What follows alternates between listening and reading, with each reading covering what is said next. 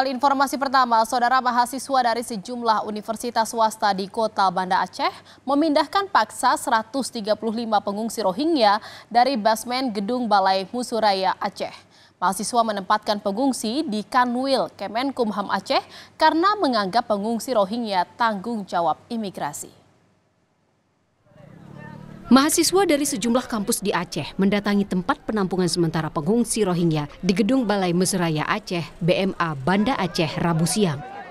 Mereka menolak keberadaan pengungsi Rohingya dan memaksa pengungsi Rohingya meninggalkan tempat itu. Jika itu tidak dapat diindahkan, maka kita akan lakukan secara paksa. Sepakat! Aksi pengusiran paksa yang dilakukan mahasiswa membuat anak-anak dan wanita Rohingya menangis. Sebagian dari mereka bahkan sempat mendapat lemparan dan serangan meski sempat dihadang polisi yang berjaga. Sebanyak 135 pengungsi Muslim Rohingya ini akhirnya diangkut dengan menggunakan 2 truk dari gedung BMA ke kantor wilayah Kemenkumham Aceh karena mahasiswa menilai pengungsi Rohingya yang ada di Aceh merupakan tanggung jawab imigrasi.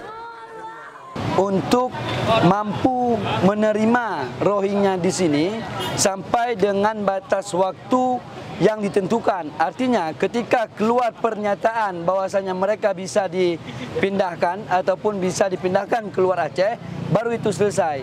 Tapi sayangnya pihak Kemenkumham tidak mau menandatangani.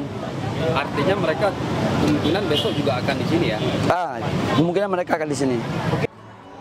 Meski tak diterima perwakilan Kemenkumham, mahasiswa tetap memaksa menempatkan pengungsi Rohingya di halaman terbuka Kanwil Kemenkumham Aceh. Sementara itu polisi terus berjaga untuk mengamankan situasi dan menengahi antara mahasiswa dengan pihak Kanwil Kemenkumham. Kita dari Polresta Banda Aceh tetap mendampingi dari mahasiswa, tetap mengamankan. Tujuannya juga supaya apa? Supaya kami ini menjadi penengah, ya. Kami menjadi penengah antara instansi dan adik mahasiswa. Supaya tujuan adik-adik juga tercapai dan juga situasi dapat kondusif. Hingga saat ini terdapat sebanyak 1.734 orang pengungsi Rohingya tersebar di 5 kabupaten di Aceh. Para pengungsi Rohingya ini datang dengan 8 gelombang, di mana 3 kapal berlabuh di Kabupaten Pidi, 1 di Kabupaten Biren, 2 Aceh Timur, serta 2 kapal di Kota Sabang. Tim Liputan Kompas TV, Banda Aceh.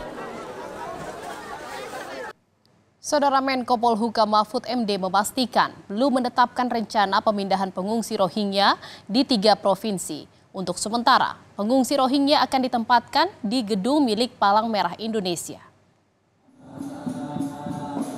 Mahfud mengaku sudah berkoordinasi dengan Ketua PMI Pusat Yusuf Kala untuk memindahkan sementara 137 pengungsi Rohingya ke gedung PMI. Mahfud menegaskan, pemerintah tidak akan mencari tempat penampungan permanen untuk pengungsi Rohingya. Pemerintah juga belum menetapkan opsi 3 provinsi, yakni Aceh, Sumatera Utara, dan Riau sebagai tempat sementara pengungsi Rohingya.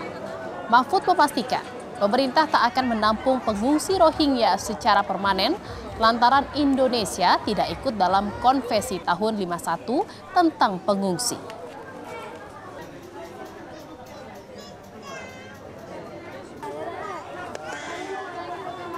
Hari ini saya sudah berkoordinasi dengan pemerintah lokal melalui deputi saya Pak Irjen Polisi Rudolf agar ditempatkan di tempat yang aman, yang sudah ditemukan di tempat yang aman, yaitu di gedung PMI. Ya, masih di Aceh. Ya, masih di Aceh. Dan saya sudah koordinasi dengan Ketua Umum PMI Pusat Pak Yusuf Kala.